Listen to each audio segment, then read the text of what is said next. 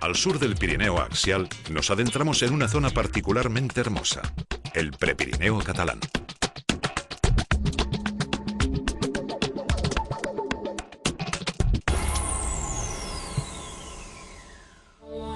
El castillo de Sant Ferran, construido por orden de Fernando VI en el siglo XVIII, se muestra con solemnidad cuando llegamos a Figueras, la capital de l'Alt Empordà y la ciudad más grande y con más servicios del lado sur de los Pirineos orientales. A medio camino entre la montaña y la Costa Brava, Figueras es un importante destino turístico. La ciudad está ligada a un nombre de fama mundial, Salvador Dalí. El Museo del Genio del Surrealismo, que recibe cada año más de 1 millón de visitantes, es un reclamo magnífico para situar la ciudad en un lugar destacado del mapa cultural de todo el mundo. Dejamos atrás el llano empordanés. Ante nosotros, muy pronto, se abrirá una zona esplendorosa del Prepirineo, la Garrotxa. Besalú es su puerta de entrada. El puente románico es la joya de un conjunto medieval espectacular.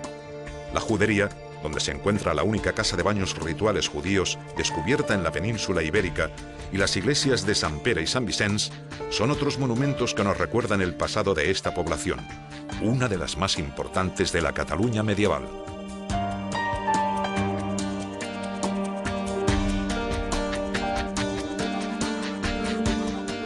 Las sierras de la Garrotxa no sobrepasan los 1.600 metros de altura, aunque tienen una identidad propia. Una cuarentena de volcanes hoy inactivos conforman un parque natural único en la península. El de Santa Margarida, con un perímetro de 2 kilómetros, es el volcán más grande de la Garrotxa. Anclada en medio del cráter, la ermita románica de Santa Margarida desafía desde hace siglos al volcán adormecido. En verano, en la falleda d'en Jordà, impresionante bosque de hayas, el visitante descubre todos los colores del verde. El poeta Maragall cantaba que este es un lugar verde y profundo como no hay otro en el mundo. Pero es en otoño cuando el espectáculo cromático es realmente insuperable. Olot, la capital de la Garrotxa, es una ciudad con un importante legado artístico y arquitectónico con notables muestras modernistas. En torno a la iglesia de la Mare de Déu d'Altura se organiza el núcleo antiguo de la ciudad.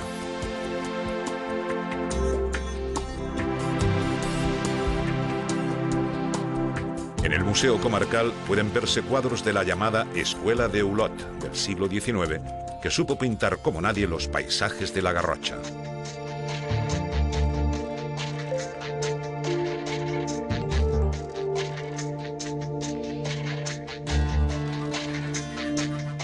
Muy cerca de Olot, en Castellfollit de la Roca, destacan las casas construidas al filo del precipicio. Están colgadas en un singular risco de piedra basáltica que tiene 50 metros de altura y 1 kilómetro de largo. Un poco más al noreste, en lo alto de una peña, el santuario de la Mare de Déu del Mont desafía el vértigo. El poeta Jacint Verdaguer, que pasó aquí una larga temporada en 1884, escribió que era el mirador más bonito del mundo. El clima húmedo de la Alta Garrotxa propicia un paisaje muy boscoso, agreste, salpicado tan solo por masías aisladas y pequeñas ermitas románicas. Para regresar al Alt Empordà tenemos que dirigirnos a Sant Llorenç de la Muga, un pequeño y delicioso pueblo amurallado.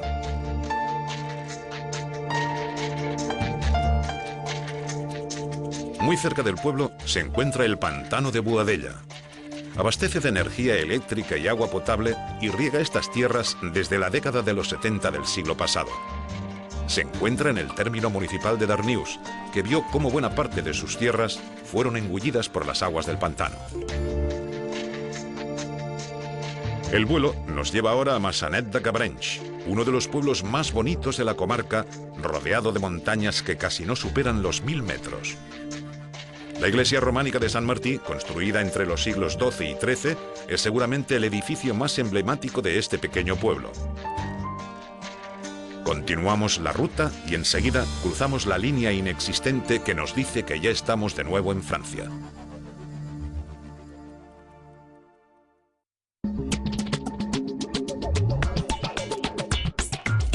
Tu hi es el punto de partida de recorridos hacia algunos de los lugares más emblemáticos de los Pirineos orientales franceses.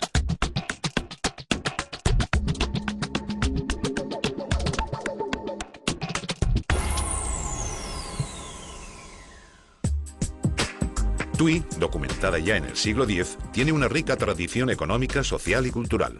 La iglesia de Nuestra Señora de la Victoria, con aspecto de catedral, es bastante reciente. Se edificó sobre los restos de la iglesia románica de Sant Pere y se consagró en 1816.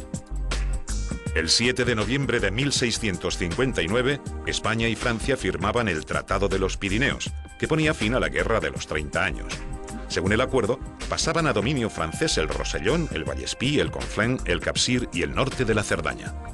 Desde entonces, estos territorios han vivido totalmente integrados en Francia.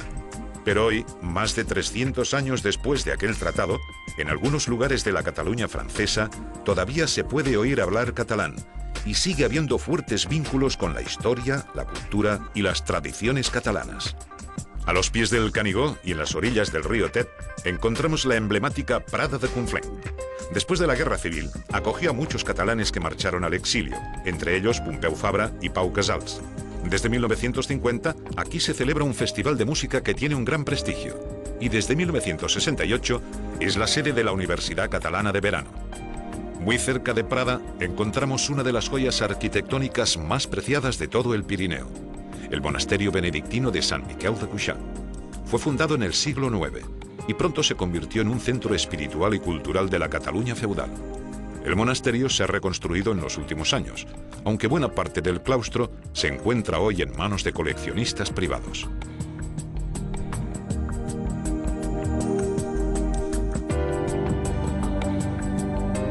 Aparecen los primeros contrafuertes del Canigó. El mítico pico nos vigila 2000 metros más arriba. Pero antes de llegar, es inevitable visitar Vilafranca de Conflent, villa fortificada por Luis XIV para proteger todo el valle y evitar las invasiones españolas del sur.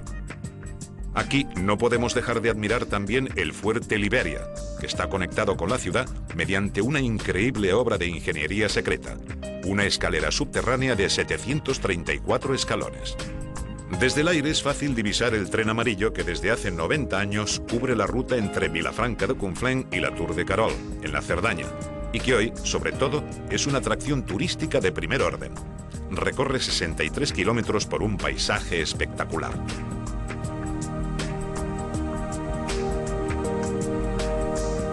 Hace 1000 años, mucho antes de que fueran anexionadas a Francia, estas montañas del Conflent fueron testigo de cómo Cataluña empezaba a ser una realidad. Los condados de un territorio que se extendía desde los Pirineos hasta Barcelona empezaron poco a poco a unirse entre sí y a separarse del Imperio carolingio. Como Sant Miquel de Cuixà, San Martí del Canigó fue en aquellos tiempos un centro religioso, cultural, político y económico que irradió su influencia por toda Cataluña. Fundado por el conde Guifré de Cerdaña en el año 1007, en una zona que parece inaccesible, Sant Martí ha conocido etapas muy diferentes durante sus 10 siglos. Hoy, en el monasterio, vive una comunidad religiosa que acoge a todos los visitantes que deseen acercarse a él. Verdaguer y sus versos lo convertirían en legendario. El poema Canigó de Jacint Verdaguer ha contribuido a hacer de esta montaña un paraje mítico. Durante muchos siglos se creyó que era la montaña más alta de todos los Pirineos porque se alza bruscamente y en muy poco terreno, y existe quien asegura que la primera persona que pisó su cima fue el rey Pere el Gran en 1285. La llama del Canigó es una muestra de la importancia simbólica de la montaña. Todas las noches de San Juan, la llama que se enciende en la cima sirve para que se enciendan miles de hogueras, simbolizando así la unidad de los territorios de habla catalana. Poco a poco, el Canigó va quedando atrás, mientras el Vallespí nos muestra su belleza serena, casi solitaria. En la Edad Media, los reyes catalanes iniciaron la construcción de un gran estado a ambos lados de los Pirineos. Pero la derrota de Pere I el Catòlic en la mítica batalla de Muret de 1213 cortó la expansión catalana en Occitania. Después de aquella derrota, Cataluña dirigió sus acciones hacia el Mediterráneo. Siglos más tarde, el Tratado de los Pirineos, que ponía todas estas tierras bajo dominio francés, cerraba, quién sabe si definitivamente, la puerta al sueño occitano que habían tenido los reyes feudales catalanes.